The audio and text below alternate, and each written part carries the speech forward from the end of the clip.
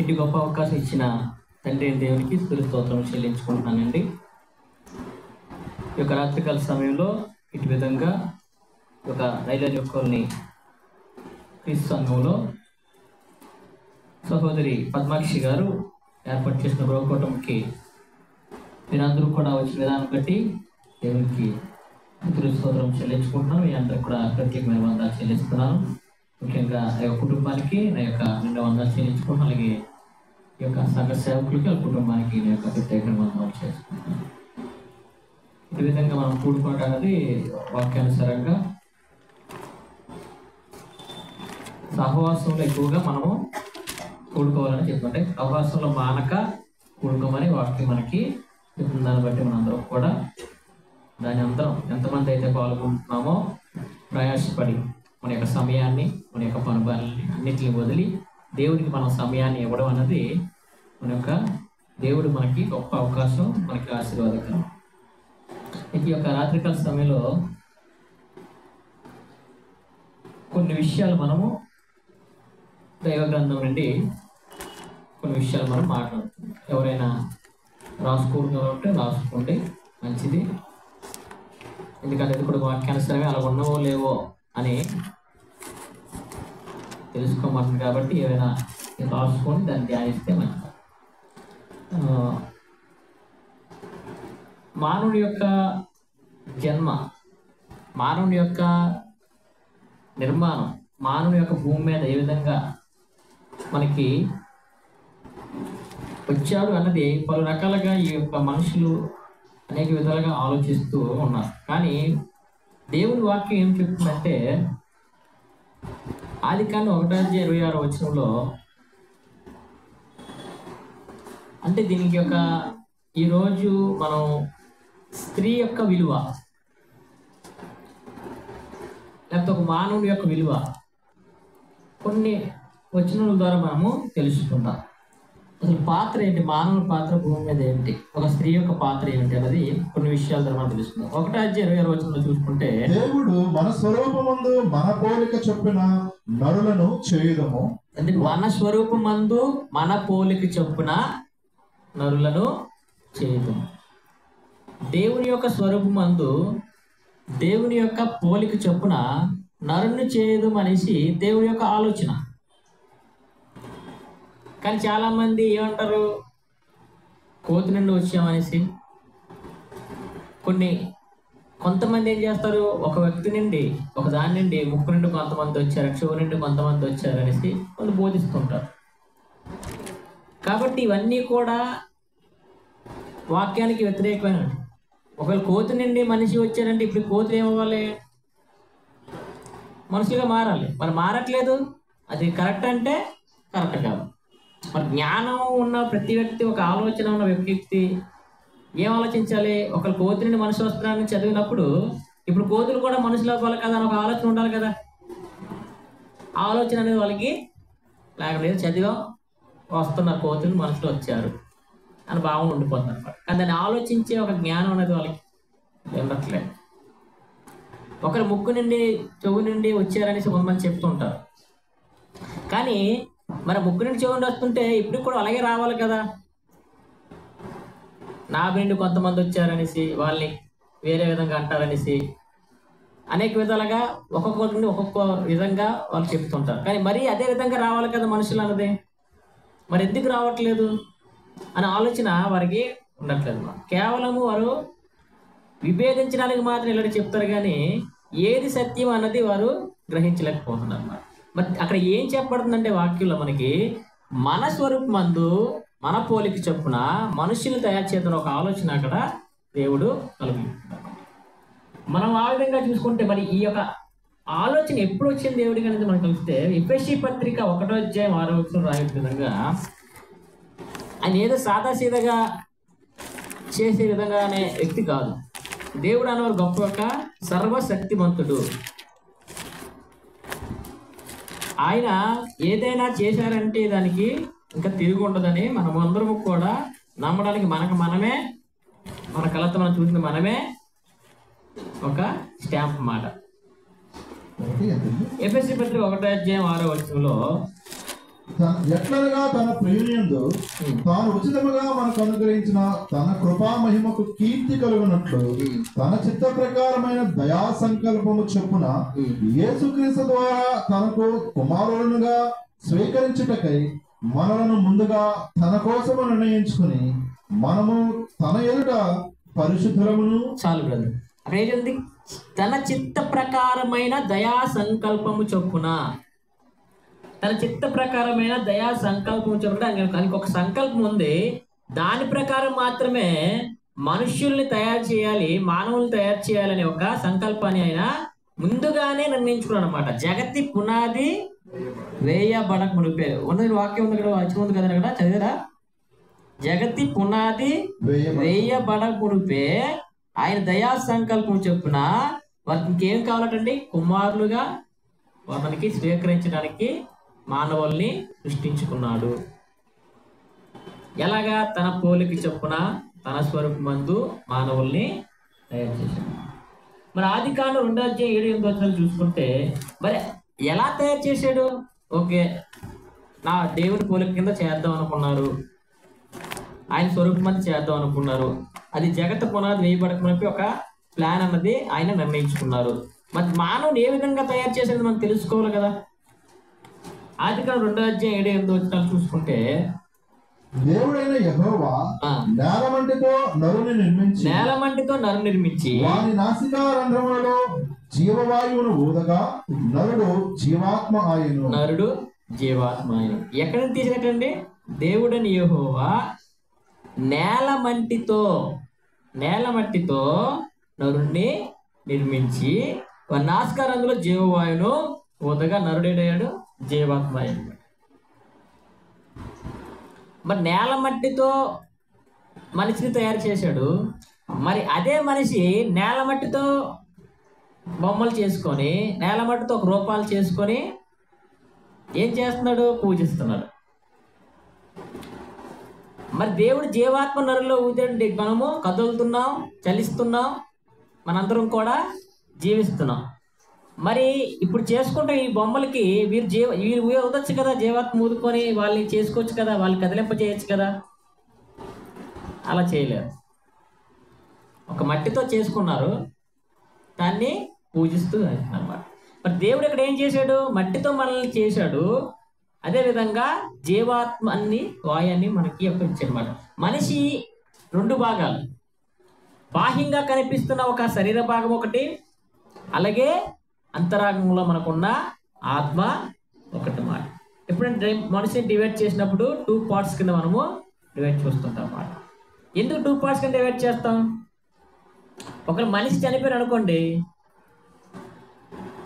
ఎన్ని పార్ట్లు ఉంటాయి? ఇక్కడ ఒకే పార్ట్ ఉంటుంది, బాడీ. మరి సోల్, ఆత్మ అనేది ఎక్కడికి పోతుంది? దేవుని దగ్గరికి పోతుంది. గమనిస్తున్నామా మనం? మన కళ్ళ ముందు అనేక మంది చనిపోతున్నారు, అనేక మంది వారి యొక్క బాహ్య శరీరాన్ని విడిచి వెళ్ళిపోతున్నారు. మరి అట్టిగా గమనించలేని చాలా మంది ఏం చేస్తున్నారంటే మనుషుల్ని దేవుడి కింద పూజిస్తున్నారు.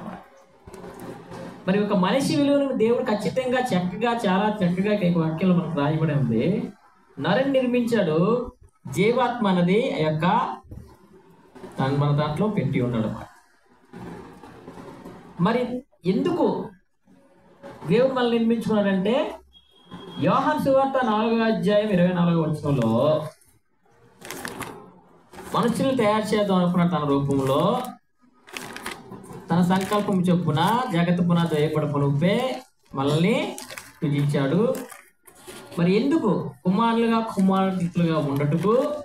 అదేవిధంగా 4:24 దేవుడు ఆత్మ గనుక ఆయనను ఆరాధించేవారు ఆత్మతోనూ సత్యముతోనూ ఆరాధింపవలెనను.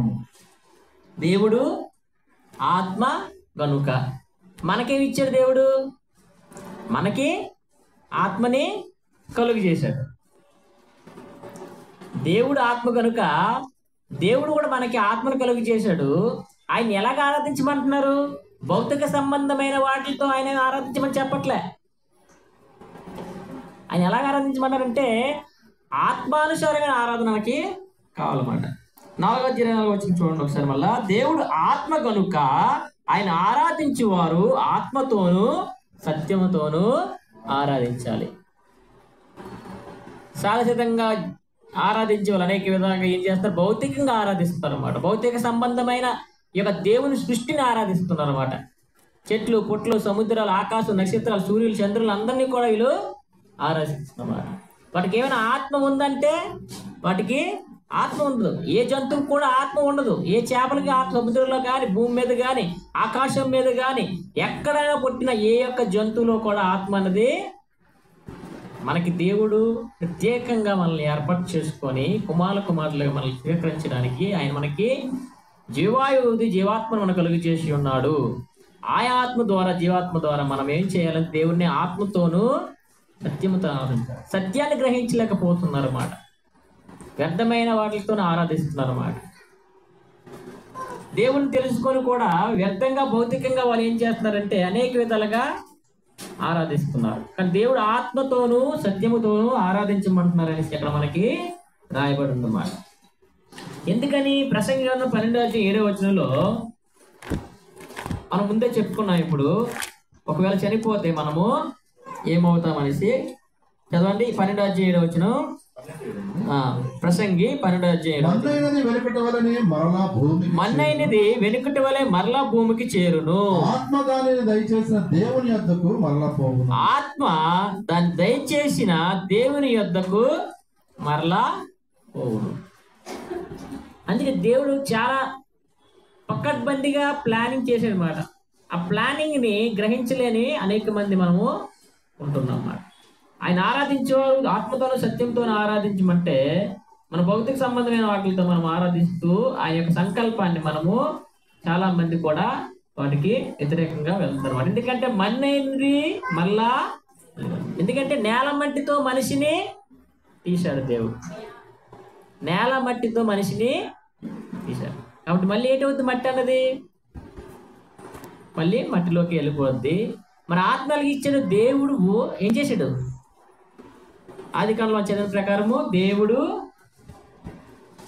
జీవాత్మని మనకి ఇచ్చాడు. ఆయన జీవవాయువు వదగా జీవాత్మ మనకి ఆత్మ అనేది మళ్ళీ ఎక్కడికి పోవాలి? దేవుడు మట్టిని తీశాడు. మన యొక్క శరీరం మట్టిలోకి వెళ్ళిపోతుంది.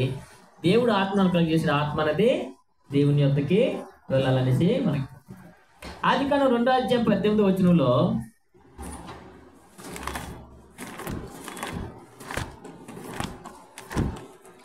ఆదికాండం 2 మరియు దేవుడైన యెహోవా నరుడు ఒంటరిగా ఉండటం మంచిది కాదు, వానికి సాటి అయిన సహాయమును వాని కొరకు చేయదని అనుకొనెను. ఇప్పుడు ప్రారంభమైందని మనకు సబ్జెక్ట్. అంటే మనిషి ఎలా నిర్మించబడ్డాడు, ఒక నిర్మించిన మనిషి అసలు ఏంటి, అతని యొక్క భాగములేంటి అంటే భౌతికమైన సంబంధమైనది ఒకటి, ఆత్మ సంబంధమైనది ఒకటి. ఎందుకంటే మట్టిని తీసాడు మనిషిని, బాహ్యంగా ఉన్నదంతా కూడా మట్టి. ఏదైతే జీవాత్మ దేవుడు దేవుడు అది మనక ఆత్మ. ఈ యొక్క ఆత్మ ద్వారా నరుల్ని నా పోలికి చెప్పున మన పోలికి చెప్పున మన స్వరూపం అన్నాడు. ఆయన ఆత్మస్వరూపి కాబట్టి ఆత్మస్వరూపంగా మనల్ని కూడా మన యొక్క బాడీలో ఆత్మ అనేది మనకి ఇచ్చాడు. ఆ ఆత్మల ద్వారా మనల్ని ఆరాధించమన్నాడు, అలాగే ఆయన్ని మహింపరచమన్నమాట. మరి నరుణ్ణి తయారు చేసిన తర్వాత అక్కడ మరి స్త్రీ ఎలాగా సృష్టింపబడింది? సృష్టింపబడినప్పుడు స్త్రీ యొక్క పాత్ర ఏంటి మనం చూసుకుంటే ఇప్పుడు చదివిన ప్రకారము 2:18 నరుని తయారు చేశారు. నరుని తయారు చేసిన తర్వాత అక్కడ నరుడు ఒంటరిగా ఉండుట మంచిది కాదు. నరుడు ఒంటరిగా ఉండట మంచిది కాదని దేవుడు అక్కడ చెప్తున్నాడు. కాబట్టి ఏం కావాలటానికి? వానికి సాటి అయిన సహాయము వాని కొరకు చెయ్యాలనే ఒక ఆలోచన ఉన్నది దేవుడు తన సంకల్పంలో మరి యొక్క భాగం మాట. కాబట్టి మనకు చూస్తున్నాం నరుడు ఒంటరిగా ఉండటే మంచిది కాదని మనం చూస్తున్నాం. అసలు ఎందుకు ఆ విధంగా దేవుడు చెప్పినాడంటే మనం చూసుకుంటే 12 రోమపత్రిక 12:4-5 చూసుకుంటే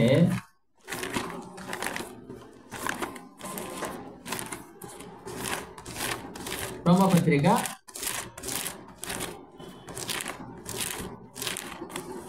12వ అధ్యాయము 4-5 వచనంలో, ఒక్క శరీరంలో మనకు అనేక అవయవములు ఉండినను, ఒక్క శరీరంలో మనకు అనేక అవయములు ఉండినను, ఈ అవయములన్నిటికీ ఒకటే పని ఎలాగూ ఉండదో, ఈ అవయములన్నిటికీ ఒకటే పని ఎలాగ ఉండదో, అలాగే అనేకమైన మనము క్రీస్తులో ఒక్క శరీరముగా ఉండి ఒకరికొకరము ప్రత్యేకముగా అవయవములై ఉన్నాము. ఒక్క శరీరమే అనేక అవయవములు. అంటే ఇప్పుడు గమనిస్తున్న విషయం ఏంటంటే, నరుడు ఒంటరిగా ఉంటే మంచిది కాదని చెప్పబడింది.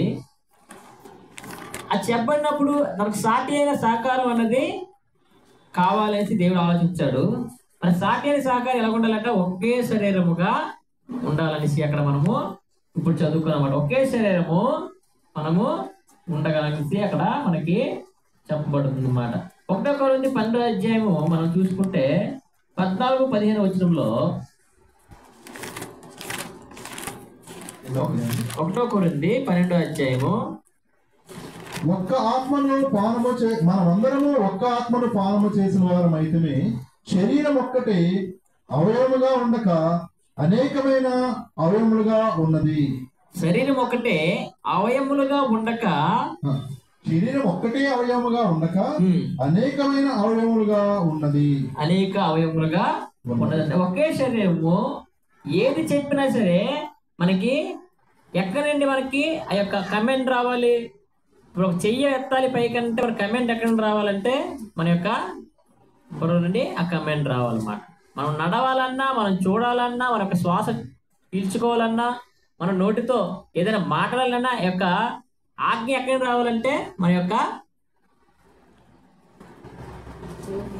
బ్రెయిన్ నుండి మనకి రావాలన్నమాట. మరి అలాగా రావాలంటే మరి సాటి అయినది కావాలి కదా.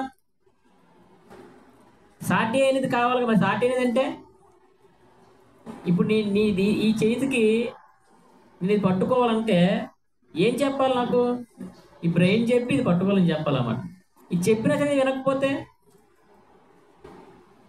ఇది సాటి అయినదా? నాకు నా బాడీకి ఇది ఉపయోగకరమైన ఏమైనా ఉన్నదా? ఒక నరుడికి ఏదైనా వేరే జంతువుని సాటిగా చూపించగలమా? ఒక పురుషుడికి వేరే ఏమైనా సాటిగా మనం చూపించగలమంటే చూపించలేమా? అని సాటి అయిన దానికి అర్థం అనేది ఏదైనా సరే తను చెప్పిన యొక్క ఏదైనా మాటని చక్కగా విని దాన్ని అర్థం చేసుకొని దాని ప్రకారం చేయగలిగేది. అంటే నేను ఏ విధంగా చేయగలుగుతానో నా యొక్క సాటి అనేది కూడా అదే విధంగా చేయగలిగే దాన్నే సాటిని మనం చూస్తాం. అంతేకా నాకు సాటి అయిన వారు ఎవరు ఉన్నారు? మనకు సాటి అయిన వారు ఎవరున్నారంటే ఇప్పుడు కొన్ని బాగా చదువుతున్నప్పుడు అనుకో క్లాస్ రూమ్లోని ఈ అబ్బాయి కంటే ఈ అబ్బాయి బాగా చదువుతుంటాడు, ఈ సాటి ఇతనే అని అన్నాడు. ఒక స్పోర్ట్స్లోకి వెళ్ళినా సరే దీనికి సాటి ఇతనే అనేసి మనము ఎగ్జాంపుల్స్ చెప్తుంటాం అన్నమాట. మరి నరుడికి సాటి ఎవరు అంటే అక్కడ మనకు చెప్పబడుతుంది, అక్కడ స్త్రీ అన్నది మనము చూడగలుగుతున్నాం అన్నమాట. కాబట్టి ఎఫెసీ పత్రిక 5వ అధ్యాయం 22వ వచనంలో మన స్త్రీలు ఏ విధంగా మనకి అంతకుముందు వెళ్ళే ముందు మన ఆదికాండం చూద్దాం. స్త్రీ ఏ విధంగా మనకి కలుగు చేశాడు దేవుడు అన్నది మనం ఆదికాండంలో 22వ వచనం 2వ అధ్యాయం 22వ వచనంలో, తర్వాత దేవుడైన యెహోవా తన ఆదాము నుండి తీసిన ప్రక్కటెముకను స్త్రీనిగా నిర్మించి ఆమెను ఆదాము వద్దకు తీసుకొని వచ్చినమాట. ఎక్కడి నుండి? నరుణ్ణి మట్టితో తయారు చేశాడు, జీవాత్మ ఊదాడు, ఆయనకి గాఢ నిద్ర కలుగు చేశాడు. తనకు సాటి అయిన దానిని తన యొక్క ప్రక్కటెముక నుండి తీసి దేవుడు అక్కడ నిర్మించాడు అనేసి అక్కడ మనకి వాక్యము చెప్పబడుతుంది అన్నమాట. మరి సాటి అయినది ఎందుకు తన పని అంటే తన నుండి తీసిన ఒక సాటి అయినది ఎందుకు ఏంటంటే తన శరీరం నుండి ఒక పార్ట్ని తీసి తనకు సరైన సాటిదాన్ని తీసి చేసాడు అనమాట. కానీ మనం గమనించాలన్నమాట. ఎందుకంటే వేరేగా తను దేవుడు ఆలోచన అన్నది లేదు. సాటి అనేది అన్నది తనలో నుండే మనము చూస్తున్నాం అన్నమాట. ఎందుకంటే దేవుడు చెప్తున్నాడు అక్కడ మన్నైనది మళ్ళా మన్నైపోతుంది. కాబట్టి శరీరానికి సంబంధించిన ఆ యొక్క సాటి అయిన స్త్రీని తయారు చేశాడు. అలాగే తను చెప్పే విధంగా తన ఆత్మతోనూ సత్యంతోనూ ఆరాధించే విధంగా ఉండాలంటే ఏదైతే మొట్టమొదటిగా జీవాత్మ ఊదాడో ఆ ఆత్మ ప్రకారముగా తను కూడా స్త్రీకి కూడా ఆత్మని కలుగు చేసి ఆ యొక్క సత్యాన్ని వారికి తెలియజేశాడు అన్నమాట. అందుకే అక్కడ ఉంటది, అక్కడ ఆదాము చెబుతుంటాడు, నా ఎముకలో ఒక ఎముక 23వ వచనంలో నా మాంసములో మాంసము ఇది నరునిలో నుండి తీయబడిన కనుక నారి అని అనబడిననేసి అక్కడ తన సత్యాన్ని తెలుసుకుని తనకి చెప్తున్నాడు అన్నమాట. తనని తీసింది తెలుసుకున్నాడు, తన నుండి వచ్చిందని తను తెలుసుకున్నాడు, తనకి చెప్తున్నాడు అన్నమాట. కాబట్టి సాటి అనేది మా పురుషునికి స్త్రీ అనేసి అక్కడ మనకి తెలియజేస్తుంది అన్నమాట. మరి ఇలాంటిగా సాటిగా ఉండాలనేసి ఏ విధంగా ఉంటారు, సాటిగా ఉండడానికి కారణం ఏం చేయాలనేసి ఒక వాక్యం చెప్తుందంటే ఎఫెసీ పత్రిక 5వ అధ్యాయం 22వ వచనంలో మనం చూసుకుంటే, స్త్రీలారా ప్రభువునకు వలె మీ సొంత పురుషులకు లోబడి ఉండుడి. ప్రభువునకు వలె మీ సొంత పురుషులకు లోబడి ఉండుడి. మీ సొంత పురుషులకి లోబడి ఉండుడి. 5వ అధ్యాయం 22వ వచనం ఎఫెసీ పత్రిక మనం చూసుకుంటే,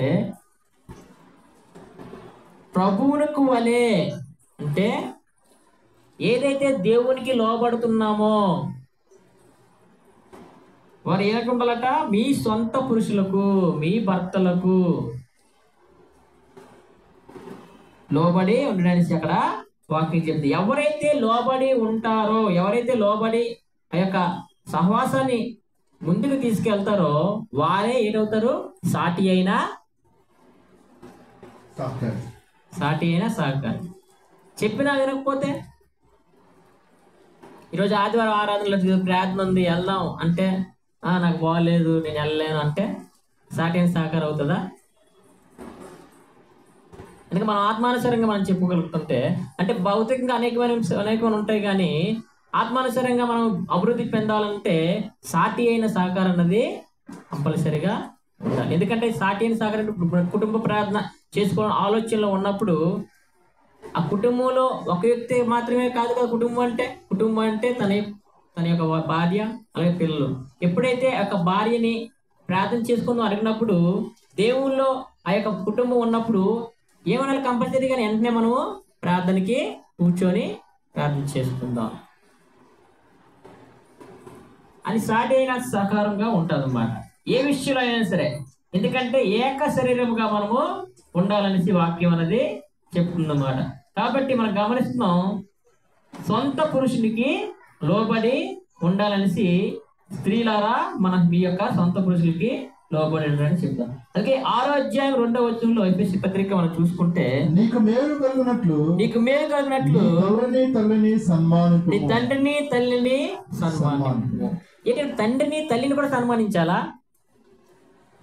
దేవుడు చూడండి, చాలా మంది అనుకుంటారు స్త్రీల్ని చాలా తక్కువగా దేవుడు వాడుకున్నాడు, స్త్రీల్ని చాలా తక్కువగా రాసి ఉన్నారు బైబిల్లో, చాలా స్త్రీల్ని చాలా ఇదిగా ఉన్నారని ఆలోచిస్తారు. కానీ ఎంతో వాళ్ళందరూ కూడా ఏంటంటే వాక్యాన్ని సరిగ్గా చదవక సన్మానించి నీ తండ్రిని తల్లిని సన్మానించారు. అసలు యజమాని ఎవరు? అక్కడ యజమాని పురుషుడు, కానీ అతనితో పాటు సమానమైన, ఎందుకంటే తన సాటి అయిన తన శరీరం నుండి తీసిన మొట్టమొదటిగా ఆదికాండంలో 2వ అధ్యాయంలోనే ఇక్కడ దేవుడు మనకి తెలియజేసినమాట. స్త్రీకున్న పాత్ర చాలా విలువైంది, సాధారణంగా చాలా మంది అనుకున్న విషయాలు కాదు. వాక్యంలో ఏదుందని గమనిస్తే నీ తండ్రిని తల్లిని సన్మానించమని అక్కడ చెప్తుందన్నమాట. కాబట్టి స్త్రీకున్న విలువ వాక్యంలో చాలా చాలా ఇంపార్టెన్స్ అన్నది ఇక్కడ మనం చూస్తున్నాం అన్నమాట. ఎందుకంటే తల్లిని సన్మానించాలంటే తల్లి యొక్క విలువ అన్నది ఎంతో ఉంది. ఆ యొక్క విలువని మనము మన బిడ్డలకి తెలియజేసుకుంటామన్నమాట. చాలా మంది బిడ్డలు అంటుంటారు, మీ స్కూల్లో ఎవరైనా అడిగితే అప్పుడు డాడీ ఏం చేస్తారంటే పలానా వర్క్ చేస్తారండి, జాబ్లో చేస్తారండి, లేకపోతే చెప్తుంటారు. అది మీ అమ్మ ఏం చేస్తుందంటే ఇంట్లో ఉంటుందండి, ఖాళీగా ఉంటుందండి అని సమాధానాలు వచ్చే రోజులు ఉన్నాయి, విన్నాం కూడా. అంటే ఇంట్లో ఉంటే ఖాళీగా ఉన్నట్లేనా? అది మొదటి ఉదయం లెగించిన కానివ్వండి రాత్రి పడుకున్న వరకు ప్రతి పనిలో కూడా వారు ఎంత భారంగా చేస్తారంటే నిజంగా వాళ్ళందరికీ కూడా హ్యాట్సప్ తెలియజేయాలి. ఎంత చక్కగా అంటే ఇల్లుని చక్క అంటే అందుకే దేవుడు అంటాడు ఇంటి యొక్క యజమాని అంటారు అన్నమాట. అంటే ఏంటంటారు అంటే పరిపాలన, ఇంటి యొక్క పరిపాలన, గృహ పరిపాలన స్త్రీకి అప్పచెప్పాడు. స్త్రీ సాధారణమైన వ్యక్తిగా దేవుడు చూడలే, చాలా ఇంపార్టెన్స్ ఇచ్చారు. కుటుంబాన్ని నడిపించాలంటే స్త్రీ యొక్క పాత్ర చాలా ఉందని ఇక్కడ తెలియజేస్తుంది అన్నమాట వాక్యం. కాబట్టి స్త్రీ పాత్ర అనేది, స్త్రీ విలువ అనేది ఈ వాక్యంలో చాలా చాలా అనేది మనకి ఇంపార్టెంట్ చేస్తుంది అన్నమాట. ఎందుకంటే తండ్రిని తల్లిని సన్మానింపు మనిషి అక్కడ, ఎందుకంటే వాళ్ళు ఏక శరీరము, భార్యాభర్తలు ఇద్దరు కూడా ఏక శరీరము. నీ తండ్రికి ఎంత విలువ ఇస్తున్నావో నీ తల్లికి కూడా అంతే విలువ అన్నది ఉందనేసి వాళ్ళిద్దరిని కూడా సన్మానించమని అక్కడ వాక్యం మనకి తెలియజేస్తుంది అన్నమాట. గలతీ పత్రిక 3:28 మనం చూసుకుంటే, గలతీకి రాసిన పత్రిక 3:28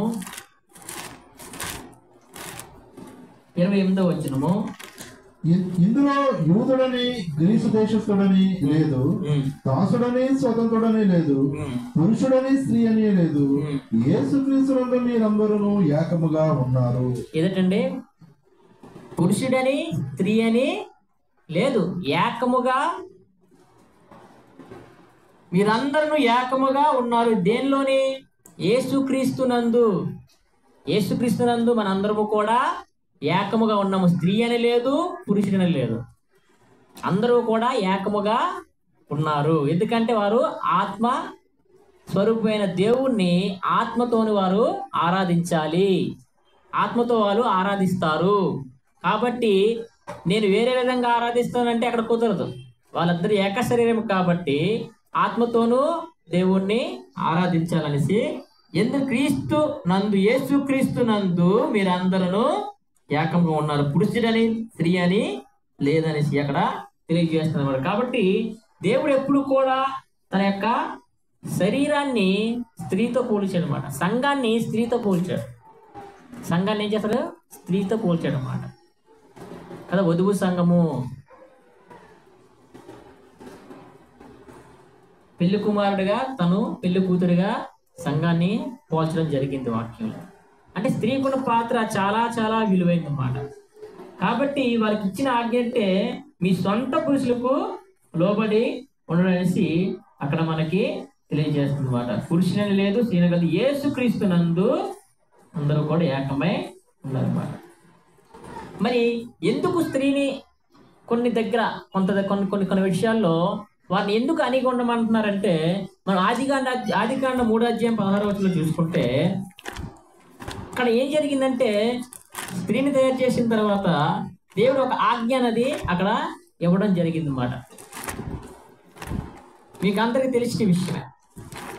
ఆదికాండం 3:16 మనం చూసుకుంటే, ఆ 3:16 ముందు కొన్ని వచనాలు చూసుకుంటే అక్కడ సర్పముతో అక్కడ అవ్వ ఏమైంది, స్త్రీ ఏమైంది, మోస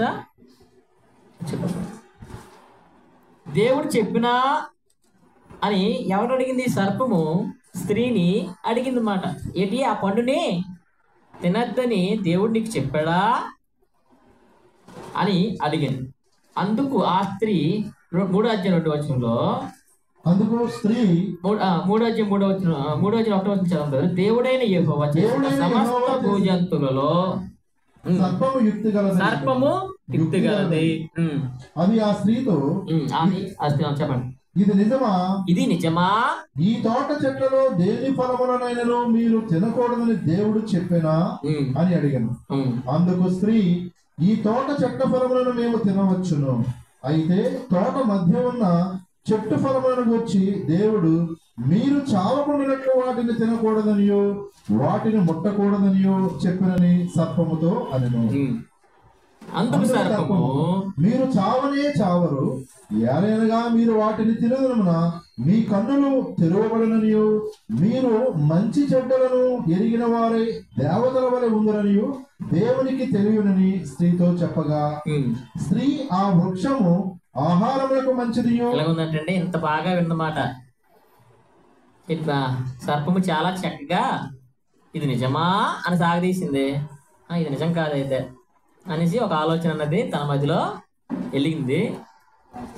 అప్పుడు ఏం జరిగింది? అప్పుడు దాకా వృక్షం వైపు చూసినా సరే పట్టించుకొని ఏదో దేవుడు చెప్పాడు కదా ఇంకా తను, కానీ ఆ సమయంలో చూసేటప్పటికి, ఆ మాట వినేటప్పటికి అక్కడ ఏం జరిగిందట? వృక్షము ఆహారములకు మంచిది, కన్నులకు అందమైనది, వివేకమిచ్చు రమ్యమైనది ఉండట చూచినప్పుడు ఆమె దాని ఫలములలో కొన్ని తీసుకుని తిని తనతో పాటు తన భర్తకును ఇచ్చెను. తనతో పాటు ఇచ్చిందన్నమాట. చూడండి, ఎందుకంటే సున్నితమైన మనస్తత్వం గల స్త్రీ ఉంటారు. మా స్త్రీలు వారు కొన్నిసార్లు మాటలతో పడిపోతుంటారు. ఏదైనా సరే నిజమే అనుకునే మనస్తత్వం గలవారు అన్నమాట. ఇక్కడ జరిగిన సిచ్యువేషన్, దేవుడు చెప్పిన దాన్ని చక్కగా తను అనుసరిస్తుంది. అసలు ఏం చెప్పాడో దేవుడు అన్నది చక్కగా వివరించింది. కానీ ఆ మాట వినేటప్పటికి ఏదైతే దేవుడు చెప్పాడో దానికి వ్యతిరేకంగా తన ఆలోచన అన్నది కొనసాగించింది. అప్పుడు దాకా పట్టించుకోలేని చూడలేని వాటిని, తనకి ఆహారం ఏదైనా కొద్దివై ఉన్నదా అంటే ఆ ఏదైనా తోటంతో కూడా చక్కటి ఆహారంతో దేవుడు సిద్ధపరిచి ఉన్నాడు. కానీ ఆ చెట్టును మాత్రమే ముట్టుకోదంటే అది అప్పటికి ఆ మాట వినడాన్ని బట్టి ఏం జరిగిందంటే అది ఆహారంకి రుచిగా కనిపించింది అన్నమాట, ఆకర్షించింది అన్నమాట. దానికి తను లోబడిపోయింది, దేవుని యొక్క ఆజ్ఞని మర్చిపోయింది. తనతో పాటు తన యొక్క భర్తను కూడా యొక్క ఫలంతో పాపంలోకి లాక్కులింది అన్నమాట. దాన్ని బట్టి కొంత ఏం జరుగుతుందంటే స్త్రీలకి ఈ విషయంలో కొంచెం ఆలోచన అన్నది మనం ఆలోచించాల్సిన విషయం. అది దానివల్ల ఏం జరిగింది అక్కడ మనం చూసుకుంటే 3:16 ఆయన స్త్రీతో, నీ ప్రయాసమును నీ గర్భవేదనను నేను మిక్కిలి హెచ్చించదును, వేదనతో పిల్లలకు అందువు, నీ భర్త ఎడల నీకు వాంఛ కలుగును, అతను నిన్ను ఏలునని చెప్పాను. కాబట్టి గమనించాల్సింది ఏంటంటే ఏ మాటలు పడితే ఆ మాటలు మనము వినకూడదు. చాలా చక్కగా దాన్ని మనము వాక్యానుసారంగా అన్నది మనము తీసుకోవాలి. ప్రతిదీ కూడా మన మంచికే అని చూసుకుంటే అది వాక్యానుసారంగా ఉందో లేదా అనేది మనము గమనించాలన్నమాట. దీనివల్ల ఏంటైంది? దేవుని శాపం అన్నది స్త్రీ మీదకి వచ్చిందన్నమాట. అప్పటి వరకు చక్కగా ఉన్న యొక్క స్త్రీ ఎప్పుడైతే ఈ యొక్క మాయ మాటలకి పడిపోయిందో దాని ద్వారా దేవుని యొక్క శాపం అన్నది మనకి కలిగిందన్నమాట. కాబట్టి మనం అనేక సార్లు అనేక మాటలు అనేక విధాలుగా అనేక ప్రవర్తనలతో మనము మన యొక్క చూస్తూ ఉంటాం. కాబట్టి వాటి అంటే ఎందుకు కూడా మనం విన్నా చూసినా చేసినా సరే అవి ఏం చేయాలంటే వాక్యానుసారంగా ఉన్నవా లేవు అనేవి మనము గమనించుకుంటూ ముందుకు వెళ్ళిపోవాలన్నమాట. ఎందుకంటే చాలా ఈ యొక్క రోజుల్లో చాలా మనము చూస్తూ ఉన్నాం. కాబట్టి వాటి మీద అవగాహన అనేది మనం పెంచుకొని అది వాక్యానుసారంగా ఉందా లేదని మనము చూసుకుంటూ ముందుకు వెళ్ళిపోవాలన్నమాట. కాబట్టి దీన్ని చాలా చక్కగా మనము గమనిస్తూ ఉండాలన్నమాట. అపోస్తల కాలం 2:41 దేవుడు అప్పటికి కూడా మనకి స్త్రీకి పురుషులకి అందరికీ అవకాశం అన్నది, మన పాపంలో పడిపోయినా సరే మనకి అవకాశం అన్నది అక్కడ కలుగు చేశాడనమాట. దేని ద్వారా అంటే మనకి క్రీస్తు యొక్క రక్తము ద్వారా మనకి రక్షణ అన్నది మనకి కలుగు చేస్తున్నాడని మనం గమనిస్తూ ఉంటాం. మన అపోస్తల 2:41 పేతురుగా చేసిన ప్రసంగం బట్టి మేమేమి చేద్దాము అని అనుకున్నానే వాళ్ళందరూ ఏం చేశారట? బాప్తిస్ము తీసుకొని 38 పేతురు మీరు మారు మనసు పొంది పాప క్షమాపణ నిమిత్తము ప్రతివాడు యేసుక్రీస్తు నామమున బాప్తిస్ము పొందుడి, అప్పుడు మీరు పరిశుద్ధాత్మను వరము పొందుదురు. దాన్ని బట్టి చెప్పిన వాక్యం బట్టి పాప క్షమాపణ నిమిత్తం మీరు బాప్తిజం పొందాలంటే అక్కడ ఇంచుమించు 41 చూసుకుంటే, కాబట్టి అతని వాక్యం అంగీకరించిన వారు బాప్తిజం పొందిరి. ఆ దినమందు ఇంచుమించు 3000 మంది చేర్చబడినమాట. ఈ 3000 మందిలో స్త్రీలు ఎంతమంది ఉన్నారు? ఈ 3000 మందిలో స్త్రీలు ఎంతమంది ఉన్నారు? కాబట్టి అంటే అవకాశం వచ్చింది, అక్కడ దేవుడికి వ్యతిరేకంగా వారు వెళ్ళారు. కానీ తిరిగి దేవుడు మనకి రక్షణ భాగ్యం అనేది కలుగు చేశాడు. కలుగు చేసిన దాన్ని బట్టి రక్షణ భాగ్యం అనేది మనం అక్కడ చూస్తున్నాం. 3000 మంది మారారంటే అందులో స్త్రీలు కూడా ఉన్నారని మనము గమనించాలి. ఎందుకంటే అక్కడ పురుషులని ఓన్లీ పురుషులని కేవలం పురుషులని అక్కడ రాయబడలేదు కాబట్టి స్త్రీలు కూడా అనేక మంది అక్కడ మారు మనుషులు అన్నది ఉంది. సంఘం స్థాపించబడిన రోజున పురుషులతో పాటు స్త్రీలు కూడా సంఘంలో చేర్చబడ్డారు. స్త్రీల్ని దేవుడు విడవలేదు. కాబట్టి మనం గమనించాల్సింది అక్కడ మనం చూస్తున్నాం అన్నమాట. కాబట్టి ప్రతి విషయంలో కూడా మనం వాక్యానుసారంగా మనము ముందుకి వెళ్ళడానికి మనము ప్రయత్నించాము. 1 కొరింథీ 11:8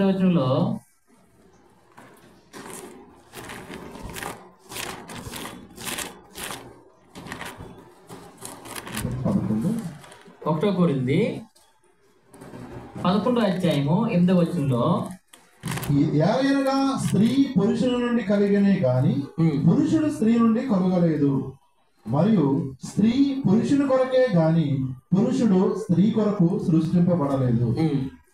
ఇందువలన దేవదూతలను బట్టి అధికార సూచన స్త్రీకి తల మీద ఉండవలెను.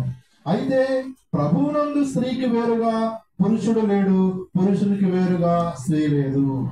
స్త్రీ పురుషుల నుండి ఎలాగూ కలిగెనో అలాగే పురుషుడు స్త్రీ మూలముగా కలిగెను గాని సమస్తమైనవి దేవుని మూలముగా కలిగి ఉన్నవి. మీరే యోచించుకొనుడి. స్త్రీ ముసుగు లేనిదై దేవుని ప్రార్థించుట తగున. పురుషుడు తన తల వెంట్రుకలు పెంచుకొనుట అతనికి అవమానమని స్వభావ సిద్ధముగా మీకు తోచును కదా. స్త్రీకి తల వెంట్రుకలు పైట చెవుగా ఇయ్యబడను గనుక ఆమె తల వెంట్రుకలు పెంచుకొనుట ఆమెకు ఘనము. అయితే గమనిస్తున్న విషయం ఏంటంటే 8వ ఏలయనగా స్త్రీ పురుషునికి కలిగిన గాని పురుషుడు స్త్రీ నుండి కలుగలేదు. అంటే ఈ వచ్చిన ద్వారా మనం గమనించాల్సింది ఏంటంటే దేవుని యొక్క వాక్యానుసారంగా మనం గమనించాల్సింది స్త్రీ యొక్క పాత్ర ఏమిటి, సంఘంలో స్త్రీ యొక్క పాత్ర ఏమిటి మనం గమనిస్తున్నప్పుడు మనం మొట్టమొదటిగా మనం చూసాము. ఎలాగ స్త్రీ పురుషుని నుండి కలిగాను అంటే ఆదాము పక్కటేముకు నుండి ఒక స్త్రీని చేశాడు అన్నది మనము అక్కడ గమనించాము. అదేవిధంగా తర్వాత చెప్పిన విధానం మరి స్త్రీ పురుషుని కొరకే గాని, ఎందుకంటే సాటి అయిన సహకారే గాని, సాటి అయిన సహకారం గురించి మనం అక్కడ నరుడు ఒంటరిగా ఉండుట మంచిది కాదని సాటి అయిన సహకారిగా అక్కడ అవన్నీ తయారు చేయడం. కాబట్టి పురుషుని కొరకే గాని పురుషుడు స్త్రీ కొరకు సృష్టింపబడలేదు. ఇందువల్ల దేవతల బట్టి అధికార సూచన స్త్రీకి తల మీద ఉండవలెను. అధికార సూచిక ఈ తల మీద ఉండవలెను. అదేవిధంగా అయితే ప్రభువునందు స్త్రీకి వేరుగా పురుషుడు లేడు, పురుషునికి వేరుగా స్త్రీ లేదు. ఎందుకంటే వారి యొక్క ఆత్మ అన్నది దేవుడి యొక్క నా పోలిక చొప్పున మన పోలిక చొప్పున మన స్వరూపమందు నిర్మించుకున్నారు అనేసి మనం అక్కడ తెలియజేస్తున్నాం. కాబట్టి క్రీస్తు సంఘానికి ఎలాగైతే శిరస్సుగా ఉన్నాడో స్త్రీకి శిరస్సు పురుషుడని మనము గమనిస్తున్నమాట. పురుషు యొక్క శిరస్సు క్రీస్తు, స్త్రీ యొక్క శిరస్సు పురుషుడని మనము గమనించాలన్నమాట.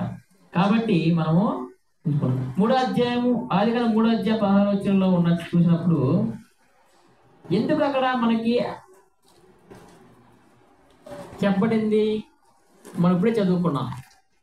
అసలు స్త్రీకి పురుషుడు ఎందుకు తల కింద ఉండాలంటే అక్కడ 3వ అధ్యాయం 16వ వచనంలో ఆయన స్త్రీతో నీ ప్రయాసములో నీ గర్భవేదనను నేను మిక్కిలి హెచ్చించెదను, వేదనతో పిల్లలను కందువు, నీ భర్త ఎడల నీకు వాంఛ కలుగును, అతడు నిన్ను ఏలునని చెప్పాను.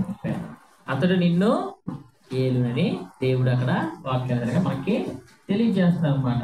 కాబట్టి పురుషుడు ఏలాలి స్త్రీని, సంఘాన్ని క్రీస్తు ఏలుతున్నాడు. కాబట్టి మనము చూస్తాం. అపోస్తల కార్యం 28వ వచనంలో అపోస్తల కార్యం 28వ వచనంలో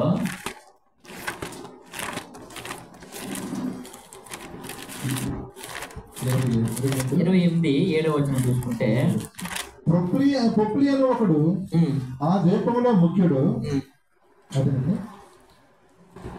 27 చూడండి ఒకసారి.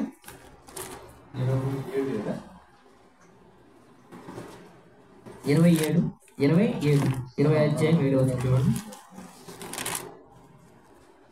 ఆదివారమున మేము రొట్టె విరుచున కూడినప్పుడు పౌలు మరునాడు వెళ్ళనయుండి వారితో ప్రసంగించుచు అర్ధరాత్రి వరకు విస్తరించి మాట్లాడుచుండెను. ఏంటవుతుంది? ఆదివారమున వారు రొట్టె విరుచుకు కూడినప్పుడు పౌలు మరునాడు వెళ్ళి వారితో ప్రసంగించి అర్ధరాత్రి వరకు విస్తరించి మాట్లాడుచుండెను.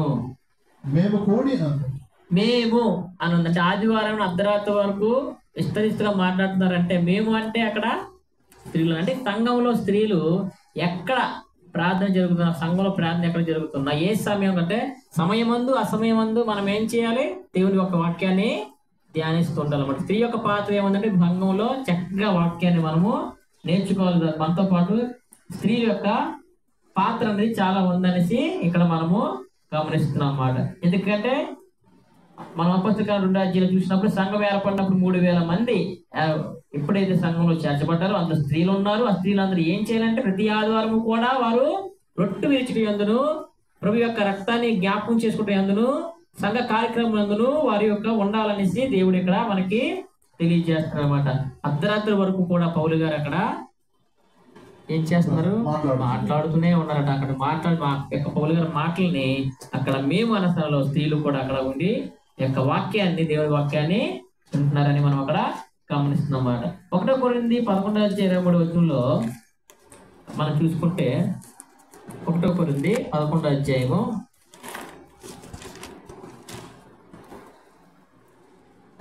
నేను మీకు అప్పగించిన దానిని ప్రభు వలన పొందితిని. ప్రభువైన యేసు తాను అప్పగింపబడిన రాత్రి ఒక రొట్టెను ఎత్తుకుని కృతజ్ఞతాస్తుతులు చెల్లించి దానిని విరిచి ఇది మీ కొరకైన నా శరీరము, ఇది మీ కొరకైన నా శరీరము అంటే ఇది ఒక పురుషుడి కొరకు అని అక్కడ మనకి లేదు, ఒక స్త్రీ కొరకని లేదు. ఇది అందరూ కూడా ఎవరైతే రక్షణ పొంది ఉన్నారో పురుషుడైనా స్త్రీ అయినా సరే వారు ఏం చేయాలటండి? ప్రభు అయిన యేసుక్రీస్తు ప్రభు వారిని ఇక్కడ మనందరూ కూడా జ్ఞాపకము చేసుకోవాలనేది మనకి ఉందన్నమాట. కొంతమంది ఏం చేస్తారంటే బాప్తిసం తీసుకుంటారు. వారు ఏం చేస్తారంటే ఇంట్లో పురుషుడు వెళ్తే సరిపోద్ది అనుకుంటారు. ఇంట్లో పురుషుడు వెళ్తే సరిపోద్ది. ఇప్పుడు చెప్పాం కదా, స్త్రీకి పురుషుడు సరసగా ఉండాలనేసి, కాబట్టి దాని ప్రకారం వెళ్ళిపోయి చెప్తారు అన్నమాట. ఎందుకంటే ఎక్కడో తెచ్చి వీళ్ళు ఎక్కడో వెళ్ళి తెచ్చి ఇంటికి పని చేస్తారు కదా, అక్కడికి వెళ్ళకపోయినా సరే పుణ్యం వచ్చేస్తుంది అనుకుంటారు. ప్రసాదాలు తినేసి ఎక్కడ తెచ్చి వచ్చిన పుణ్యం. అలాగా కొంతమంది ఏం చేస్తారంటే ఇంట్లో స్త్రీలు ఉండిపోయి బాప్తిసం తీసుకున్న రక్షణ పొందినా సరే సంఘానికి రాకుండా వీళ్ళు వెళ్ళి ప్రభుత్వాలు కార్యక్రమం చేసి తెచ్చి ఇచ్చేస్తే అయిపోయినట్లు అన్నమాట. కాబట్టి గమనించేస్తుంది వాక్యం ఏంటంటే మీ కప్పగించిన ఇది మీ కొరకైనా నా శరీరము నన్ను జ్ఞాపకము చేసుకోవడం. పురుషుడి కొరకు కాదు, మీ అంటే మనందరూ కొరకు. స్త్రీ పురుషులు అందరూ కూడా, స్త్రీ అని లేదు పురుషుడు అని లేదు, యేసుక్రీస్తు నందు అందరూ కూడా ఒకటే అనేసి మనము వాక్యాన్ని మనము ముందే చదువుకున్నాం. కాబట్టి మనం చాలా గమనించాల్సిన విషయాల్ని, స్త్రీ అన్నది దేవుడు విడిచిపెట్టలేదు. స్త్రీకి చాలా విలువ అన్నది వాక్యంలో ఉన్నది. కొన్ని వచనాలు మనం చూస్తాం. 1 తిమోతి 2:11 వచనంలో మనం చూసుకుంటే